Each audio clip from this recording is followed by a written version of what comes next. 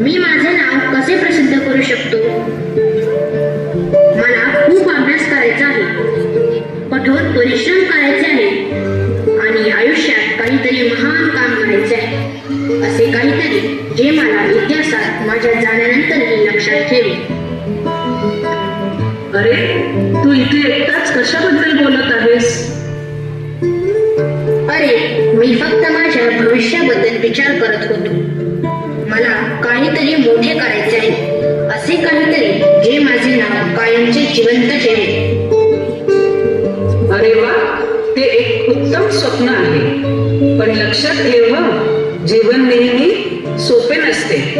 कधी कधी जेव्हा आपल्याला वाटते की आपल्या सर्व आशा संपल्या आहेत, तेव्हा देव आपल्याला आश्चर्यचकित करतो. जेव्हा आपल्याला वाटते की आपण अंधारी गुहेच्या शेवटी पोहोचलो आहोत, तेव्हा नेहमीच एक तेजस्वी प्रकाश आपली वाट पाहत असतो.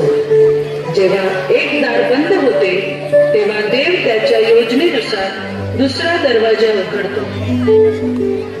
खरंच तुम्हाला ते शक्य वाटतं का? नक्कीच. मी तुला एक खरी गोष्ट सांगतो. एका तरुणाची, त्याचेही तुझ्यासारखेच मोठे व्हायचे स्वप्न होते. त्याला स्वतःसाठी प्रसिद्धी आणि वैभव हवे होते, पण देवाची योजना वेगळी होती. त्याने त्याला परिवर्तनाचे साधन बनवले आणि आज संपूर्ण जग त्याला ओळखते. 1491 मध्ये स्पेनमधील लोयला येथे आमचा नायक इनिगो लोपेझ दी लोयला यांचा जन्म झाला, जो एका कुलीन कुटुंबातील 13 मुलांपैकी सर्वात लहान होता. तो सन्मान, कीर्ती आणि वैभवाचे स्वप्न पाहत मोठा झाला. तलवारबाजीचे प्रशिक्षण घेतलेल्या त्याला साहस आणि जगाच्या स्तुतीची आस होती.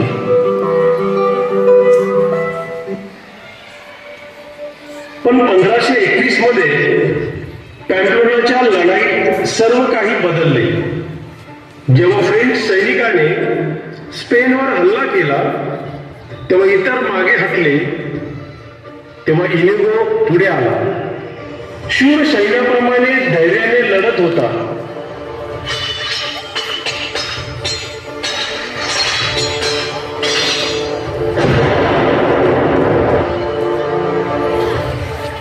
मग क्षणार्धात एक तोफगोळा त्याच्या पायावर आदळला आणि त्याची स्वप्ने चकनाचूर झाली.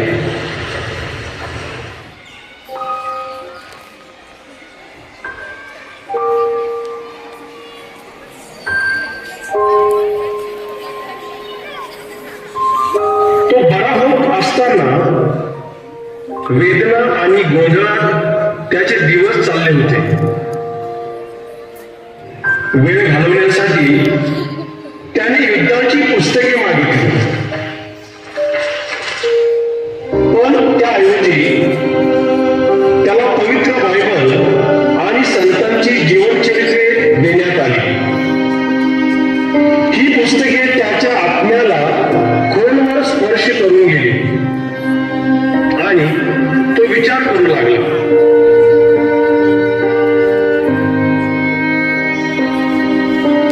मी ख्रिस्तासाठी काय केले आहे? मी ख्रिस्तासाठी काय करत आहे? मी ख्रिस्तासाठी काय करेन?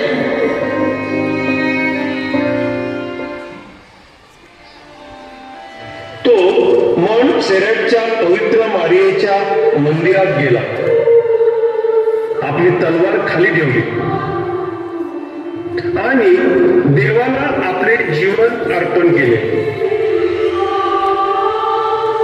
मानरेसाच्या गुहांमध्ये त्याने प्रार्थना केली आणि तपश्चर्याही केली. आणि तिथेच त्याला सर्व गोष्टींमध्ये देव शोधण्याचा खोल आनंद मिळाला.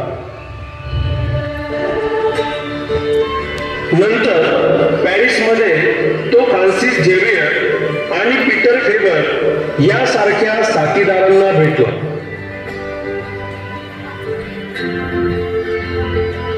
1540 मध्ये त्यांनी एकत्रितपणे सोसायटी ऑफ जीजस जेव्हिट संस्थेची स्थापना केली.